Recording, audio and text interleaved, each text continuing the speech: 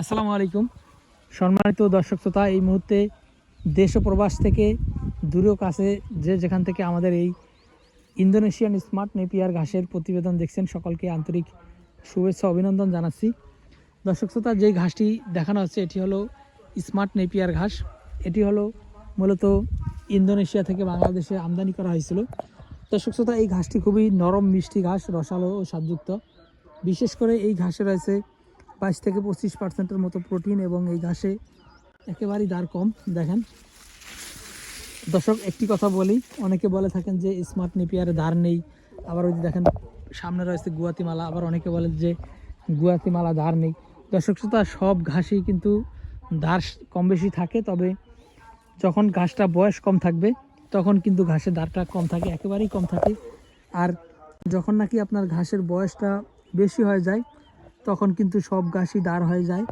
সেটা smart Napier বলেন, সেটা গুয়াতিমালা বলেন, সেটা জারা বলেন, কিংবা তাইওয়ান বলেন।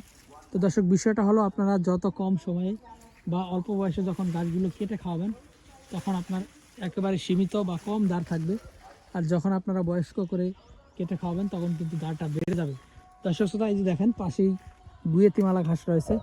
এই ঘাসেও বয়স যখন কম থাকে তখন দাঁড় কম থাকে, আর যখন এরকম যার বড় হয়ে যায় বা বয়স্ক হয়ে যায় বা কাঠিন হয়ে যায় তখন কিন্তু এই গুয়াতিমালা ঘাসও কিন্তু যার দাঁড় হয়ে যায়।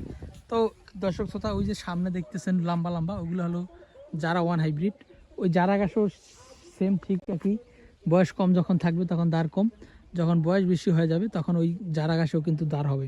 তো দর্শকবৃন্দ, আমরা এই স্মার্ট নেপিয়ার, জারা ওয়ান, তারপর এই গুয়াতিমালা, তারপর এলিফ্যান্ট হাইব্রিড, তাইওয়ান হাইব্রিড, তারপর পানিতে চাষ করেছি জার্মান হোয়াইট অজানা। তো দর্শক, এই সকল ঘাসই আমরা চাষ করেছি। আপনারা যারা নতুন পুরাতন খামারি রয়েছেন, যারা এই হাইব্রিড ঘাস চাষ করতে চান, তারা অবশ্যই আমাদের কাছ থেকে এই ঘাসের কাটিংগুলো সংগ্রহ করতে পারেন।